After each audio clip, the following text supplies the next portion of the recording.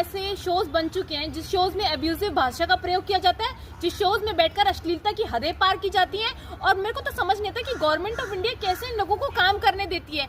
मेरे को लगता है कि टीवी पे जो शोज आते हैं जिसे पूरा देश देखता है, आप देखिए किस तरीके की रणवीर इलाहाबादिया ने अभद्र भाषा का उपयोग किया। तो शर्म आनी चाहिए इस देश में जितने लोग हैं उनको, कि हम लोग ऐसे लोगों को देखने के लिए आज बैठे हुए हैं, आज ऐसे लोगों की फैन फॉलोइंग है। आप ये देखिए रणवीर इलाहाबादिया कितनी गलत बात ऑन टीवी बोल रहा है, पूरे देश के बच्चे, पूरे देश के लोग उसको देख रहे होंगे, क्या मैसेज जा रहा होगा देश के अंदर। और मुझे लगता है कि रणवीर इलाहाबादिया को तुरंत गिरफ्तार करना चाहिए, ऐसे लोगों पे तुरंत एक्शन लेना चाहिए। लेकिन ऐसे लोगों को भारत देश के अंदर बेस्ट यूट्यूबर, कंटेंट क्रिएटर का अवार्ड मिलता है, वो भी नरेंद्र मोदी जी के हाथों से। तो सोचिए कि कैसे लोग इस देश के अंदर इस वक्त है। और मुझे लगता है कि नरेंद्र मोदी जी ने जो best YouTuber, best content creator का अवार्ड दिया है, उस अवार्ड का नतीजा है कि आज इस तरीके की अभद्र भाषा वो टीवी पर बैठ करके बोल रहे हैं। मोदी जी को पता नहीं था ना जो वो आगे चलकर ये इतने बड़े मतलब लेवल के वो कि पहली बार उन्होंने इस भाषा का प्रयोग किया। इंडियाज गॉट टैलेंट के अंदर क्या हो रहा है, ये शो कैसे चल रहा है, इस शो में कैसी भाषा का प्रयोग किया जाता है, इस शो में कौन से लोग बैठे हुए हैं, किस तरीके की चीजें बोलते हैं, कैसे पर्सनल चीजों पर टिप्पणी करते हैं। आप देखिए देश में अश्लीलता की हदें पार कर दी हैं इन लोगों ने।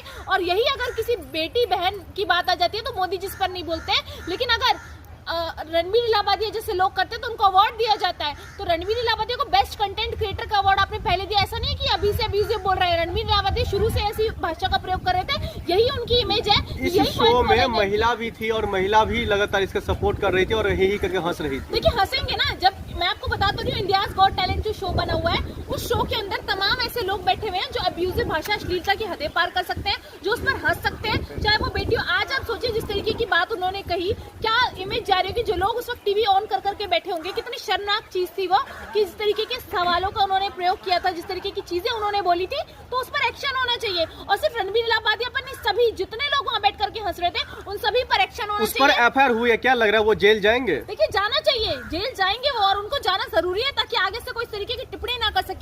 मुझे लगता है कि हंसी मजाक की एक लिमिट होती है, टीवी के अंदर वो सारी क्रॉस हो चुकी है। जब से नरेंद्र मोदी जी की सरकार आई है तब से ऐसे लोगों को। लेकिन आपने देखा होगा कि समय रैना के शो में स्टार्टिंग से ही फुहड़ता वाली शब्दों का प्रयोग किया गया, तो उनको शक्तियां मिल कहां से रही इस तरीके का ना? देखिए ये मैं बता रही ना, भारतीय जनता पार्टी के जो नेता बैठे हैं, नेता खुद ऐसे हैं, और ऐसे टीवी चैनल्स पे बैठे लोगों को शक्तियां मिल रही है कि जब एक नेता इस तरीके की चीजें बोल सकता है, कर सकता है, तो टीवी चैनल्स पर बैठकर तो हम कुछ भी कर सकते हैं। इन्होंने टीवी को एंटरटेनमेंट के लिए बनाया था टीवी को, लेकिन इसका मतलब ये थोड़ी कि आप एंटरटेनमेंट के नाम पर भद्दी चीजें परोस देंगे जनता की थाली में, अश्लीलता की हदें पार कर देंगे आप टीवी पर बैठ करके। मुझे लगता है तुरंत एक्शन लेना चाहिए इन लोगों के खिलाफ, तुरंत एफआईआर होनी चाहिए, तुरंत जेल में जानी चाहिए, और रणवीर इलाहाबादिया पर तो तुरंत एक्शन ले लेना चाहिए।